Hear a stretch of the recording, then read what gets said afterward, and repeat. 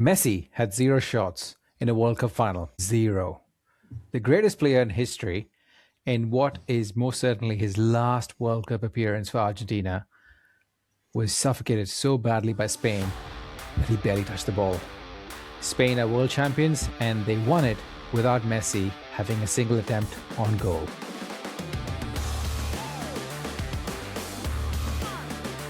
Ladies and gentlemen, welcome again to another episode of Food and Review World Cup Daily. This is, alas, it's not really a final episode, but it's to cover our final game that happened in the World Cup. And for all intents and purposes, it feels like a finale of sorts. But instead of just having me and another person, we have the awesome foursome. We have myself, John, Nathan, and James here to take it through to the final and just walk it through the final. How are you doing, lads? Let me start with John. How are you doing, John? Yeah, we have the Fantastic Four, and then we have us, eh? That's right. And long time, Nath. How you doing? Yeah, I'm good, man. Thanks for letting me jump back in. I started off the World Cup dailies, and I feel like I'm just kind of picking up the glory at the end. I'm maybe doing the Donald Trump at the end of it, hanging around like a bad smell. Yeah, that quite well put there. And finally, we have James. How you doing, James? I'm very well, thanks, Shaq. Good morning to our listeners. That's good. That's good. Well, welcome everyone. Let's just recap last night. Well, let's just recap, the final game. Spain, as we know, are world champions now. They beat Argentina 1-0 in extra time at MetLife Stadium in New Jersey. Ferran Torres scored a goal in the 106th minute. Emiliano Martínez made 11 saves, and he still couldn't save Argentina. Messi, as we mentioned before, barely had the touch of the ball, he didn't have any shot on target. And the funniest stat of today, which will kick off the whole conversation, is the halftime show lasted longer than Argentina played football in the first half. Let that sink in, listeners. We've been here every single day of the World Cup, and it's finally coming to an end. But let's discuss the final game. So, lads, let me start with anyone that had Argentina to win this game. Did anyone have Argentina to win this game at all? John, James, Nathan, James? No, not after how they played in the last few games. I think you're quite right there. I think I would completely agree with you. But, did anyone have them playing this poorly in a World Cup final? Yes. You did? Yes. Let's get into it, Nathan. Let's get into it. What did you think was going to play out? Did it play out exactly the way you expected it? No, so my prediction was 3-1 Spain, and I was sort of sticking my head to that. I thought Spain would get a couple of very early goals, and then I thought, Argies will probably get a man sent off, but then get a Messi or maybe an Alvarez sort of 30-yard wonder strike, make it a little bit tense, and then Spain kind of score and see it out. So I had Spain being fairly comfortable. I didn't have it being, extra time and as it was, but we've seen Argentina throughout. We knew that, well, in my opinion, and I know some share this, we knew that FIFA were going to do their best to get Messi the trophy, which, as a bitter Englishman after that, but you could see what was happening there. You could see it was kind of happening here. There was one sending off, Paredes should have been sent off for about 6 yellow cards. McAllister got away with probably what you could describe as an orange card tackle quite early on. Definitely was a yellow. If it was a Premier League, that would have been a red, the two-footed kind of scissor motion. He didn't get anything there. You could see what was happening there. So you kind of thought that the officials, and to be fair, Argentina's grit would try and make a bit of a game of it. But, I mean, they shouldn't. They played better against England once England scored. And that was, I've not been on the pod since then, but I'm saying that's a Tuchel thing. Like, I think Tuchel absolutely messed up there. First 50 minutes, whatever that game, England were the better team there. They didn't get close to them. Even in the Egypt game, it took very dodgy officiating there. Don't forget Haiti. Haiti as well. I mean, I can't actually remember that. There's so many games. But even in this game, Spain had a goal disallowed. I think it was an extra time. Like, it was never a foul. It was a small stand on someone's foot, which was purely accidental. I still can't see it in the replay. Like, you just knew it was written for something dodgy there. But no, very happy that Spain won, and it was the most comfortable 0-0 I think Spain have had, apart from a few black and blue bruises. Yeah, look, the one thing I just want to point out, James, I'll get your thoughts on this one. As bad as we thought Argentina played yesterday during the final, Spain's defensive record is probably the greatest it's been in World Cup history. They've conceded 1 goal all tournament. It is. So it's the record, by the way. So if that's the case, do we actually think that it was a case of Argentina having a poor day as opposed to Spain just being Spain. They were phenomenal this World Cup. I think them not scoring a lot of goals probably put a lot of teams at ease, but then they didn't concede any goals either. Your thoughts? Well, that's what Spain do, really, Shaq. They suffocate you, really, just with possession, just keep there. You can't really get out. Argentina didn't really have an out ball. So it was really, I expected Spain to really suffocate them. So I would just say that Spain really was just fantastic of the whole tournament, really, and in that match, rather than Argentina was poor. Yeah, completely agree with that. John, I'll get your take on this one. The disallowed goal that happened during the game. I just wanted to understand from you, did you think that was any cause for that goal to stand at all? Or was that a fair call? I think it was 100% a fair call, right? I mean, Rodri may be stepping on his toes, like a little bit, maybe. But the fact is, you can see, there's two things going on. The referee actually calls the foul instead of the VAR. The VAR stays out of it. I think if the referee doesn't call it, the VAR will not get involved in this one even. So the fact the referee called it says, like Nathan says, it's something stinky going on. Well, it did definitely felt that way because the referee isn't even looking that way. And you see Rodri isn't even looking back, right? So he doesn't even know he's there. And if you see the replay, was it Otamendi? Just give me, it was Otamendi. Yeah, it was Otamendi, yeah. I think he gets stepped. If he gets steps on his left foot, but he pulls up his right foot and his right knee and starts yelling about his right foot. It's not even the foot that you got here touched on, right? And Martínez is laying on the ground, rolling around like he got hit by lightning. Yeah, that was. But there wasn't even someone there either. So it's just theatrics. It's just a silly. That was just a 100% goal. I don't think even Scottish VARs would not disallow this goal. This is, I could go on all the week about this, but they needed a goal. Like it isn't even the first one disallowed either, right? It's a bit much. And like, I don't necessarily think this was a bad referee, to be fair. No. Because he actually gave a red card. He actually gave a yellow card for, I was like, McAllister gets yellow. That's a miracle. Actually starts happening. They were pushing this so far that even a referee that didn't want to give yellow cards couldn't have any other options left than pulling a red card. But the moment this goal was disallowed, I was just fuming. Yeah, even saying that, like when Fernandes gets booked, so obviously his first yellow was for Dissent, wasn't it? Which was also orange, by the way. But as soon as the referee booked him, he then started clapping him. Should have been straight red, straight away. Everyone saw it; it was blatant. But he Nate, just walked away, he pulls an elbow into his shoulder. Yeah. Without the ball being there. I know Shaq said. The whole thing's wild. Like it does absolutely stink. And maybe people think we're on sort of conspiracies, but the majority of Argentinian games in general have had these decisions where you look at it in other games. Like, and again, I'll go back to the England game. Argentina could have had 2 or 3 guys sent off for numerous yellows in the first half. Yet the first yellow card was for Elliot Anderson for a little tug, which they were doing all over the pitch. It's like, it makes no sense. And I think the referee gave disallowed the goal originally because Martínez looked like, when kind of like a sort of scissor kick half volley type thing. And to be fair, on the TV from my view anyway, it looked like whoever scored the sort of volley almost connected with Martínez. Like my initial instinct was always obviously clattered him as he struck the ball in. Yeah. You look at the replay and you're like, no, he's not even touched it. He just fumbles the ball. Yeah, but absolutely. Nate, the decision isn't... Like, we've talked about VAR all tournament, right? And we say sometimes these goals get disallowed. I had this conversation with Shaq and James a couple of times. Sometimes goal gets scored and get disallowed afterwards because it was actually offside. Something happened. And then Shaq was, but it sucks that we get these goals disallowed. And I said, but normally we wouldn't even get these goals because the referee would already have blown the whistle. Yeah. If they just let this goal score, right? Then say to the VR, can you check if something went wrong? And then if there's something actually was wrong, you call the goal off. It's actually fine. But because the referee now immediately says, hey, something happened. I still don't know what happened because he couldn't see Rodri. So it must be the Martínez, like you see, right? Yeah. If the referee then blows the whistle, then I'm like, what's going on? Why would he already make that call on its own without actually consulting VR on this one? It's just crap.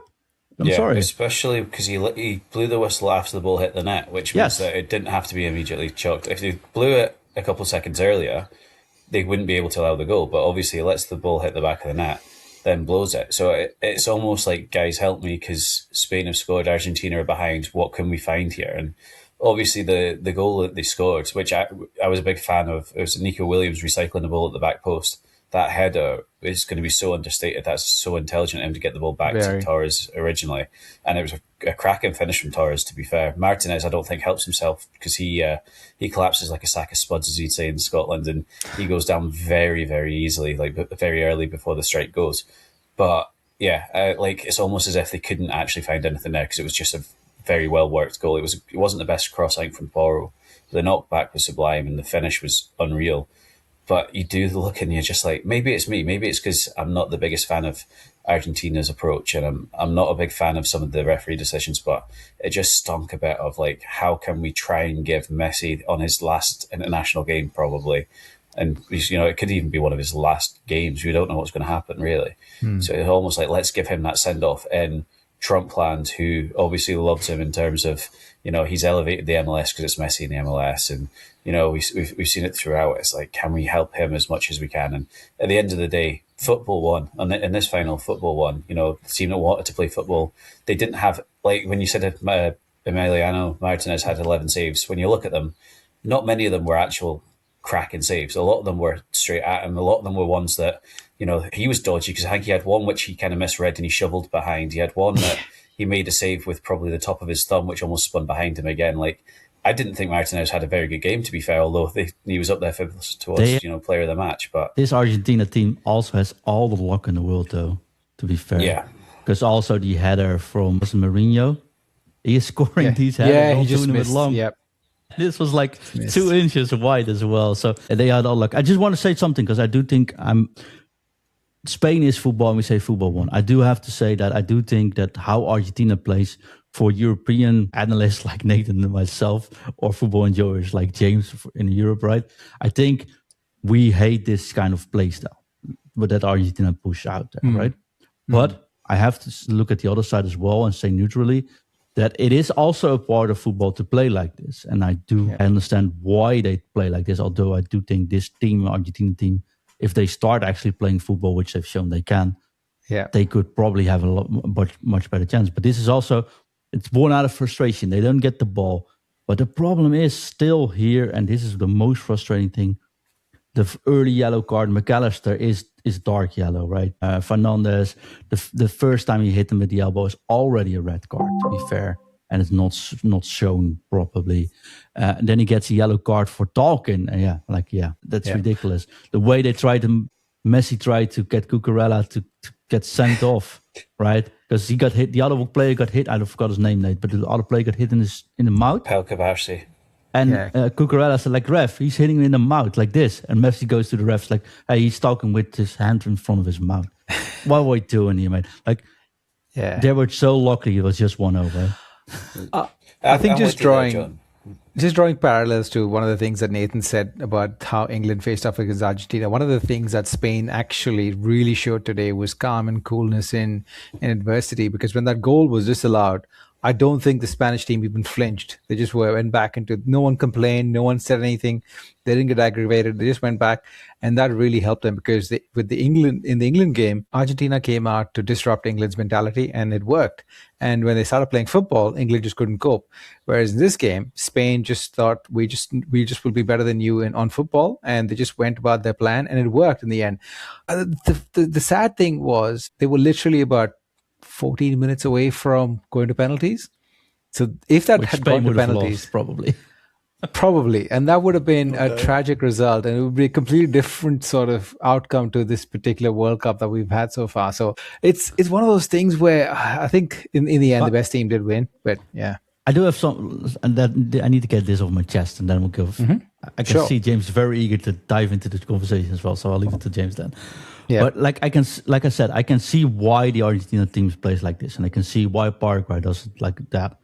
And I actually hate it, but it's part of football, and it's up to the ref to draw a line somewhere, right? All fine. All happens within 90 minutes. You can see whatever. What cannot happen, what cannot ever happen, is the things that happened after this match. Yeah. Paredes taking a player at the throat. Players going at each other there. Paredes got a red card after the match as well. Yeah. Right? And also, you talk about sportsmanship. I don't know how you guys call it, but it's like you have the 2 rows of players where the other team goes through and they clap for him. Yeah. It's a guard of honor. Yes, thank you. The Spanish players stand there and they clap for all the Argentina players, Messi up front, right? Yeah. Well done, GG's. Then we get this awkward prize, World Cup awarded, and this Argentina team turns around with the back to the Spanish players. What the actual hell is going on here? Yeah. You got, come on, guys. You can do the grinta and you can be the aggressive players on the pitch. And again, part of football, sure, go ahead. Yeah. But afterwards, it's shaking hands, it's congratulating them, and it's being proud losers in that situation, right? I mean, silver medal normally is still a very good performance. This is just disgraceful. It's just not a good example for anyone watching this. And I know they cut away from it, but there's a lot of cameras in the crowd these days, so there's plenty of footage to be shown from that.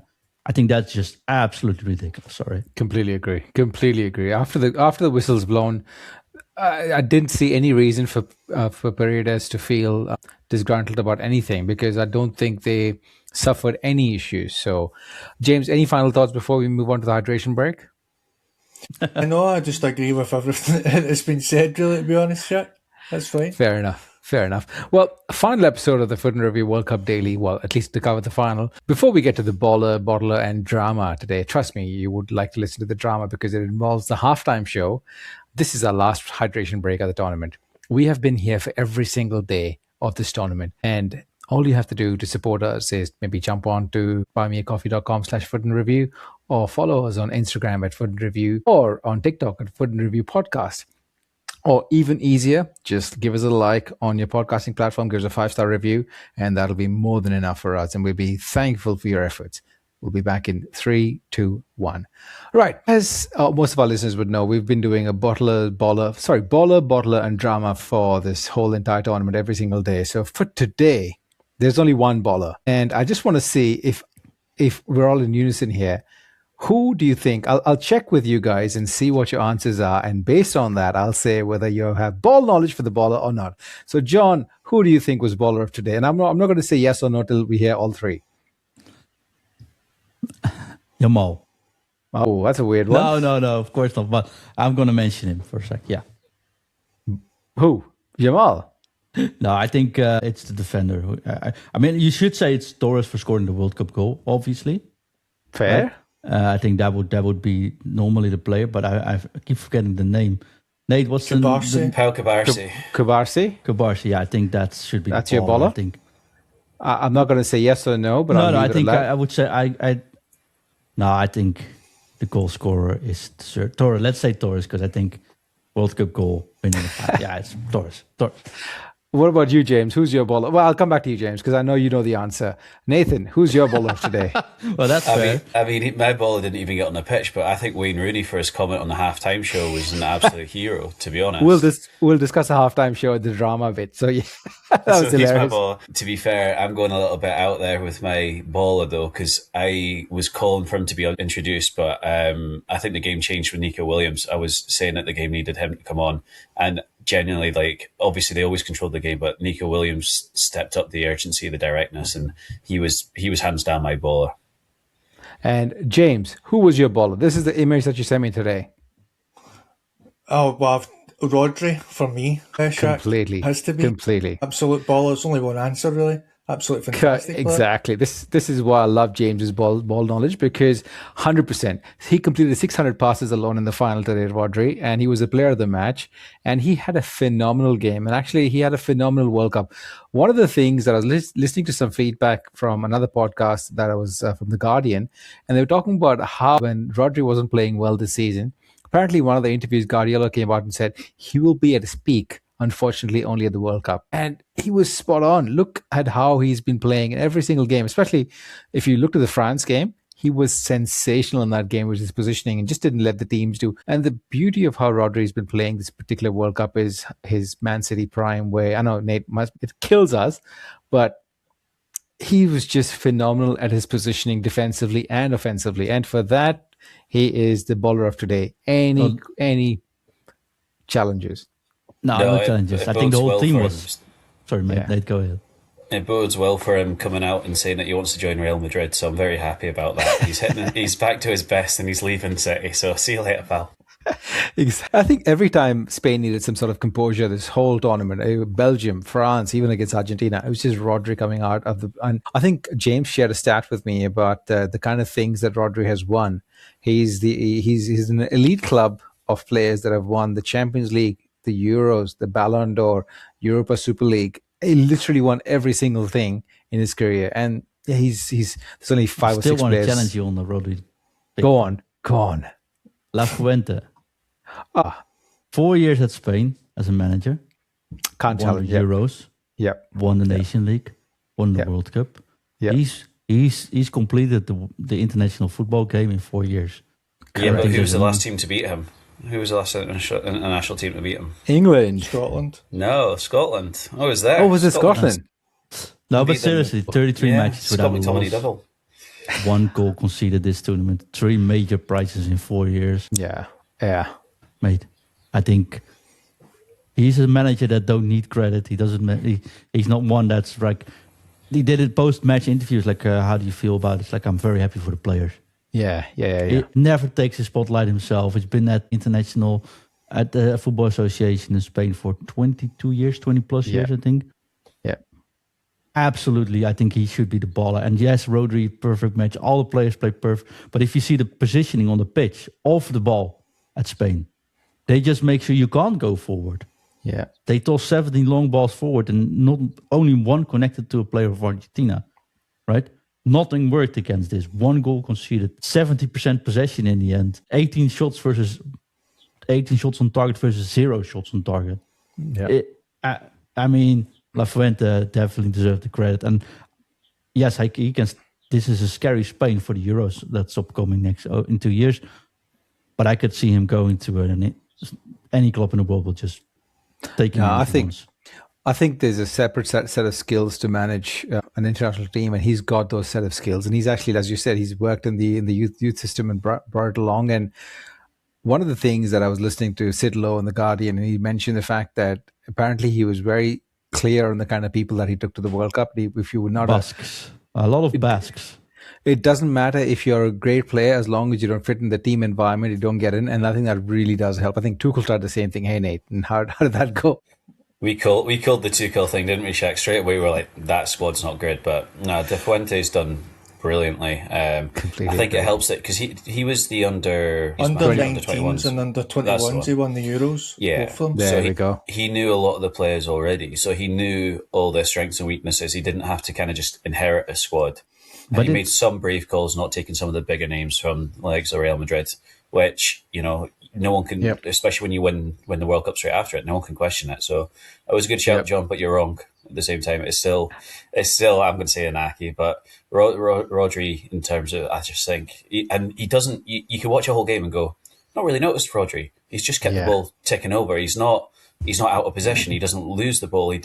I mean, in the game he took, I think, one shot which went almost over the stadium. It was that wild. Yes. But he's just one of these players, and if United could have signed him, I would have been happy. I think any team in the world would love him. This whole team is amazing, Nate. If you look, we spoke about it with yesterday's podcast with James. Spoke about Unai Simon and saying, look at his positioning. He'll probably be like 35 meters out of the goal, just picking up any. Yeah, he did that today. Ball. And he did the first ball that came over. He had it. And he was there. The scary thing is they've got two other unreal goalkeepers behind him. Yes. And realistically, if you look through the whole tournament, Yamal hasn't had a phenomenal tournament. Out of all the Spanish players, he's the one that poor tournament, to be fair. Yeah, exactly. 1 goal. One goal, not many assists. You watch him and he still tries to take players on, but he's not that threat that he's been at Barcelona. And maybe it's because teams are wary of him and they'll double up. Maybe it's because he was injured. He was to do so well with coming into the tournament. He was the one that Spain were like, he's going to win us the tournament. It's mental when he's not had a great tournament and everyone else around him still, they elevate their game so much. I think that's tremendous. Except for Laporte, this whole team can just continue another 4 years.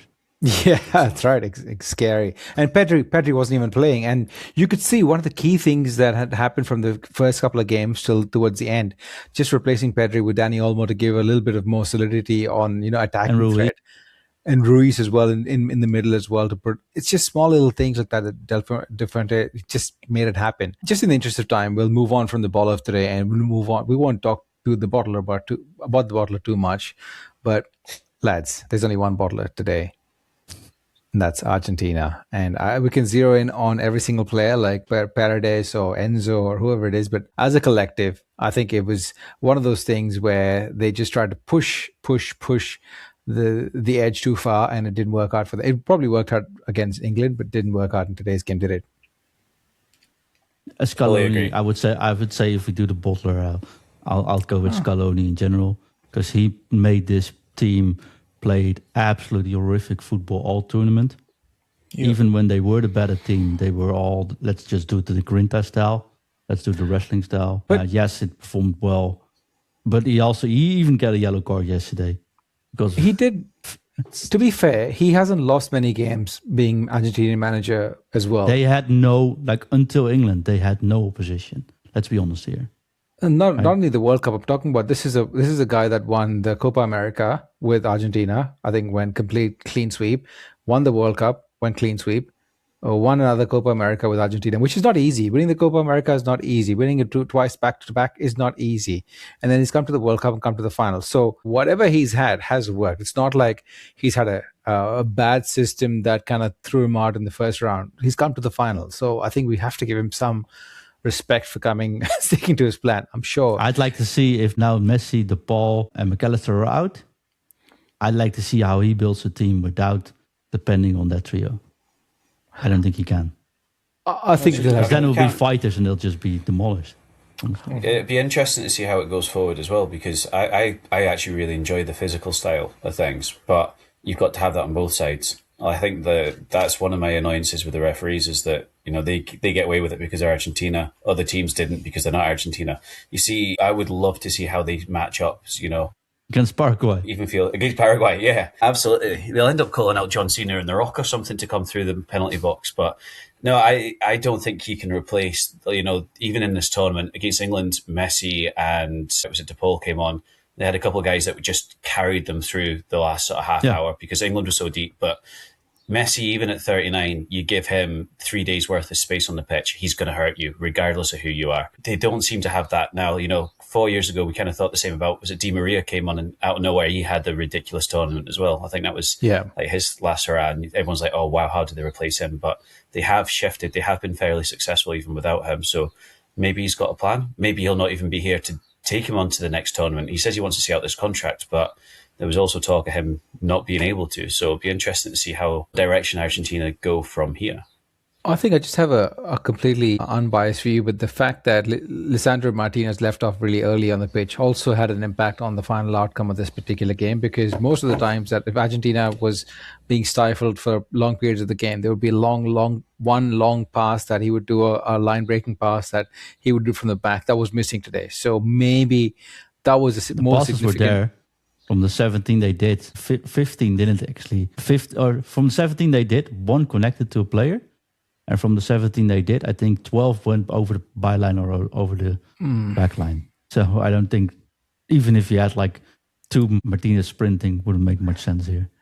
When did I think he went off injured in the first half, didn't he? It was about 35th minute or so. Yeah, there you go. I think had he been there for the whole duration of the game, there could be a slightly different outcome. But hey, at the end of the day, Argentina should have done better, and they just didn't. Well, that's our bottle for today. Now let's get to the drama. The drama for today, listeners, is the halftime show. The halftime show lasted 27 minutes and 24 seconds.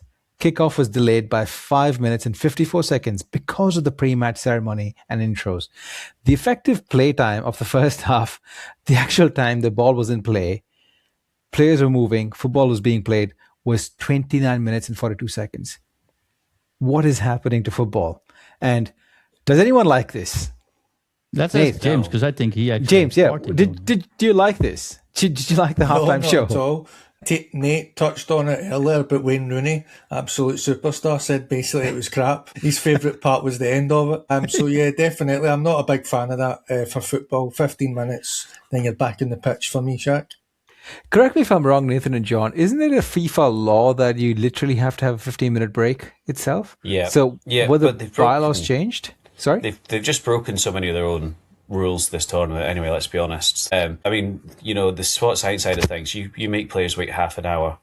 Your body you need to go through a full warm-up again. It's not healthy for them. The entertainment itself was pretty terrible anyway, although big shout out to Shakira, because I always like to see Shakira, so she kind of saved it for me. But no, the whole thing was just stunk of being monetized. It was over America. Like, obviously it's in America. Part of it is about showcasing your do you know what I mean? Like showcasing your culture, thanks. Yeah. So I get that, but having the Louis Vuitton bag, which will never be seen again, having these NFL rings at the end of it, having the pre-show, the halftime show. It's just like, guys, we're here to watch the final. Yeah, we quite like the wee opening bit to a degree. Halftime's halftime, I quite like it. St. Johnstone, my local club here, they have, the local club come out and take penalties into each other while it's halftime, while the sprinklers are on and they run off again. Like, what's wrong with that? Like, do we have to go so over and so extra just to be like, we're American, we can do things a million times bigger and better than everybody? Part of me is like, no, like, it's still football World Cup at the end of the day. Like, that's fine for the NFL. Like, the Super Bowl has their halftime massive show. That's part of what that's built on, and that's part of the appeal for people globally, is that the halftime show there is massive. But I'm quite traditional, I'm quite old fashioned. I just want to see football. I didn't even want to be hanging around. I was dying for my bed by the end of this game. Shall I take a more controversial approach? Yeah, go ahead. Yeah, go for it, John. Go for it. So to be fair, my opinion doesn't matter in this one. I think we all knew this was coming. I still hate the fact they said, like, no, it's just going to be 17 minutes and whatever. We knew it never was going to be 17 minutes. It's taking too long. But in this tournament, like Nate said, they broke so many of their own instructions. Then let's not get politics involved. Well, let's do this anyways. Let's not do anything commercial. Oh, let's make a hydration breaks commercial. There's been so many things that this one doesn't matter too much to me. I do think that, to be fair, we probably don't like it, because we are traditional, mostly based European football watchers, right? But, the halftime show in NFL is often pretty cool. I especially liked it this year as well, to be fair. It's part of their culture to do so. I think no matter what you can say about the show itself and the performance, if you liked it or not, it was well produced. It was smooth. Yes. Sound was great. Yes. It was a show, right? I mean, I didn't like the fact Bieber was too slow. I actually hated the Madonna piece. I think Ronaldo and Ronaldinho looked like Waldorf Stadler over there, which looks absolutely silly. But hey, they were sitting there, so at least have a laugh about it. The Muppets, I mean, we had enough Muppets sitting in the crowd, so we'll take that. But there's enough to say about the show itself. But I think, hey, it's part of what if this was the only thing that they introduced this tournament, I was like, you know what? Get those 30 minutes in. It's a law, yes, and we don't agree on them. It's not for me. But there's millions and millions of people. There's 2 billion people watching this match. Probably half of them is actually fond of watching these things. You know what? It's fine. It's just that it's the accumulation of everything that happened this tournament came and got an extra highlight in this 27 minutes. That is frustrating. But I'm not all against it, to be fair. Because I was like, and I mean, Shakira gave me that little nudge to just go watch the last. I was wondering what you were going to say. No, it does help, getting they put her in the end, which made it a big party, right? And I think with the kids and stuff, I think it's controversial, but it's fine. It's just that there's so much shit happening. The fact the match got delayed 5 minutes because the 2 WWE brothers wanted to scream out all the players' names. Not for me. Do it. You can probably time. I think logistics in general will do that in an evaluation, but logistics in general have been absolutely poor this tournament. If you went to a stadium, it's hard sometimes to travel to. It's hard to get in. I spoke to a reporter yesterday that so the match started at 3 local time. He had to be there at 10 in the morning, so 5 hours in advance. and there were like 5 defensive rings, security rings, to get into the stadium. And he said this morning, so we had to take a shuttle, and that would get us into the rings, right, for the security things.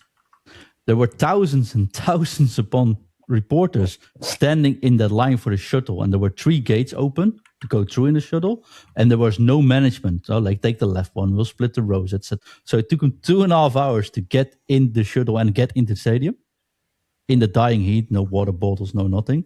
Then they finally came in, so they still have 2.5 hours left. And he's like, I need to do a report here. I need to commentate on this match, right? So I usually takes a little bit to set up my place and put everything in. And then there's 50 background dancers coming in, cutting the line because they need to do a halftime show. We have to wait because they get advantage. Well, I'm like, yeah, but I need to be in the broadcast in like 1.5 hours. I already need like to the pre-show of us, right? There was like argument of fighting, but I think logistics in general, we've seen a lot with matches being filled like 10 minutes in because everyone comes in too late. It's been a thing in this tournament as well. Yeah. So plenty to complain, but I think the halftime show, not for me. I'm definitely not going to watch it back. But hey, we've seen that last one, Shakira. It's all right. It's all right. Well, I don't think the listeners, you will begrudge us for going overtime this time because it's the final show. No, this was our halftime show. This is our halftime show. That's right. So essentially, let's wrap it up. So Spain are world champions. We have been here for every single day of this World Cup tournament. Numerous episodes, every group game, every shock, every VAR call, every controversy, every bit of drama. We in fact said bye to 2 of the GOATs of football as well. All we have to say, listeners, thank you for listening. And we will certainly be back in some shape or form. And we hope you enjoyed the journey. We certainly did. Talk to you soon.